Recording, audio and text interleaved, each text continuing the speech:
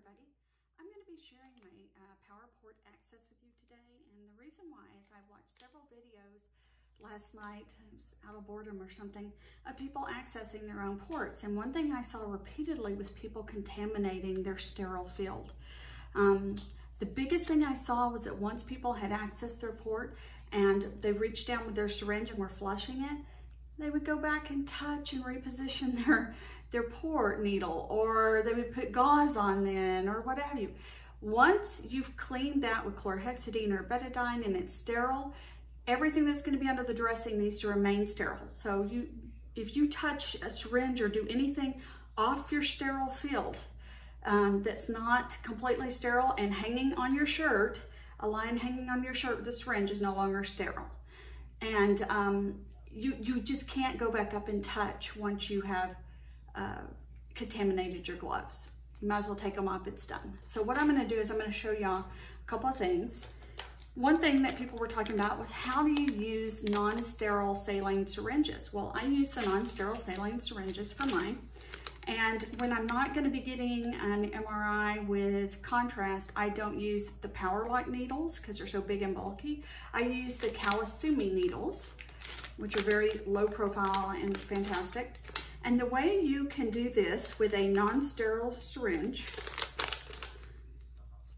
it's very easy actually. Break open the corner, just the corner of your port package, and then slowly worm the tip out of there.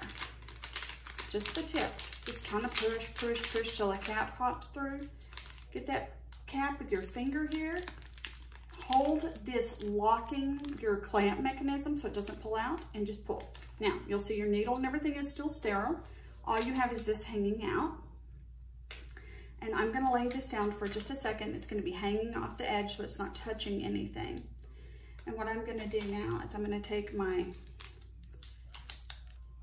clave cap, and this is gonna go onto it. So I open it sterilely. I keep the injection part sterile. I'm gonna take this off, and this is going to now, trying to do this sometimes with just one hand is so hard to do, but I'm gonna uncap this. I do keep it sterile, and I'm gonna put that on.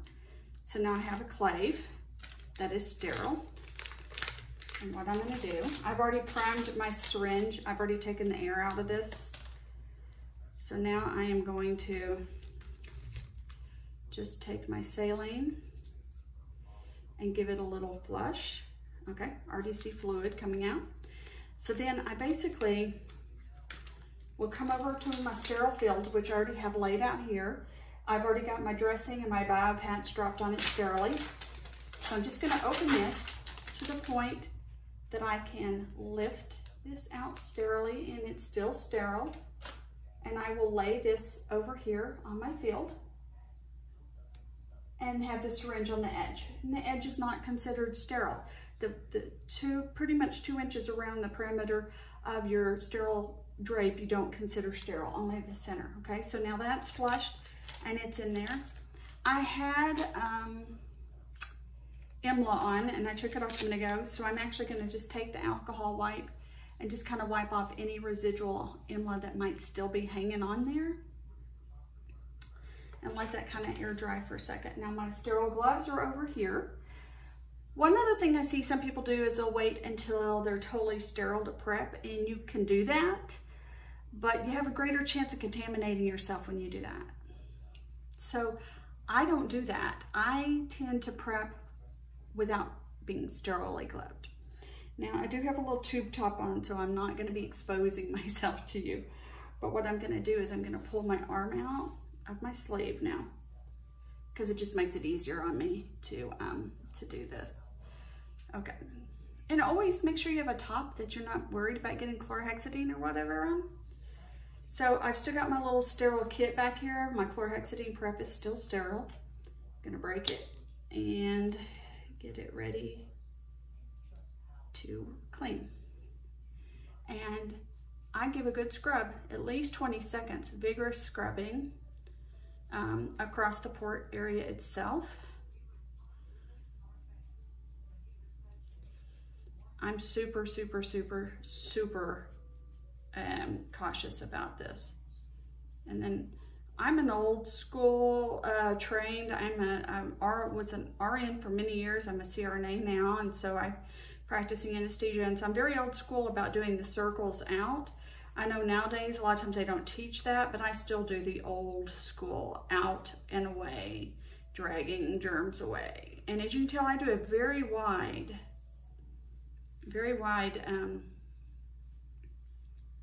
prep area.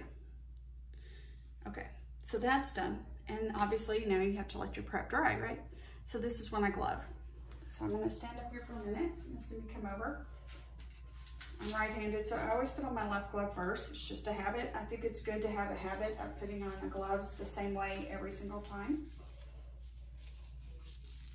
One thing I also saw people doing was reaching for the fingers of gloves and things. You want to get your glove under the cuff that's going to go on the other hand so that you can pull that cuff up and not touch anything. Okay. Elbows are good. Don't touch things, just use your elbows to move things if you need to. I have a lighted mirror here. You guys can't see it, but I use a mirror to access myself. Okay, so obviously it's sterile. I'm gonna reach over and grab this. So anything hanging down now is not considered sterile. That was sterile, but okay. I'm going to get my needle ready. I'm still a little wet, so I'm gonna let that dry just a little bit more. I have quite a scar, so it's pretty easy to see where I stick myself. I pretty much can just go right in and not have to worry about it. Okay, 1, 2, 3, poke. And that was odd, it kind of stung like it went through. Hopefully I'm still good. Okay. Bio patch. Remember, if I touch my syringe, I can't touch any of this again. And that's what I see people doing at this point, is they'll go ahead and check their placement, and they'll, you know, draw back and flush, and then they'll come back up here and touch this. You can't do that. Once you're off touching anything hanging down, you're no longer sterile. So I do my bio patch. And you're gonna say, well, you don't have a mask on. That's true, I don't have a mask on today. I normally wear my mask. I'm just not wearing one today for purposes of education. And honestly, I'm wondering if I'm in because it stung when I hit the back, and normally it doesn't. So I'm wondering if I missed. So you're like, would you put on your sterile dressing not knowing if you missed? Yes, no, maybe. And I'm not going to. I'm gonna actually just lay it there, and I'm gonna check my placement. And I'm in. So I'm in. So I'm gonna flush. Who knows why it stung? But here's the thing now. So I've got my bio patch on. My gloves are now contaminated. I've touched this syringe. This syringe was not a sterile syringe. And even if it was a sterile syringe, once it's hanging down on you, it is no longer sterile. So that is, like I said, the biggest mistake I've seen people doing is they're like, oh, I've got this syringe here, but it's sterile. So I'm gonna just go ahead and pull it out and flush, and then I'm gonna touch my access again. You can't do that. That's how you contaminate yourself. And I've had several patients of mine, let me push my glass up there, who've told me, and I'm not sterile anymore, so it doesn't matter. I had several patients who've said, who came in with infections, who said, well, you know, I use sterile technique. And then talking to them found out that they assumed because the syringe was sterile that they could reach down, flush, and then touch their site again. And you know, having to do a lot of patient education and make people understand, you can't, once it's hanging down on your body, it is no longer sterile. Once it's out of that package and you drop it down onto the front of your shirt, it is no longer sterile. Okay, so obviously the inside of my dressing is sterile. And so didn't touch it with my bare hands, not going to. What I kind of do is fluff it, so I fluff it. That's kind of weird sounding, but okay. So I'm gonna look in the mirror as I do this so I get it on here just right. Obviously the center of it's sterile. Everything underneath is sterile. I get it sealed really, really, really well by pressing down before I remove the little tabs. And you know, you can grab this tab here now, grab this tab and don't touch the underneath. The underneath is sterile, right? So touch the outside and push it down. Don't reach up under it. I kind of pinch along my line. Same way up here at the top.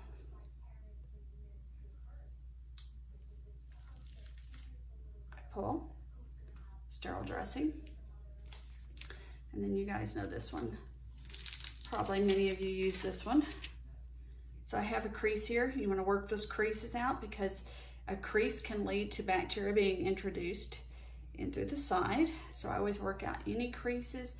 I really make sure I press around my port and around the line. Make sure it's sealed as tight as you can get around there. Once I have my dressing on, I always check placement again, and I have blood return.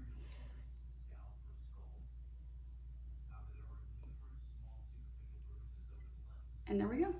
It's that simple. I'm sorry this was a long video. I'll be now putting some heparin in this and putting an alcohol cap on it to keep it safe and sound. But I hope this helps somebody and helps a lot with the confusion, because like I said, I think I watched 5 videos last night, and every single one of them, the people contaminated themselves, every single one.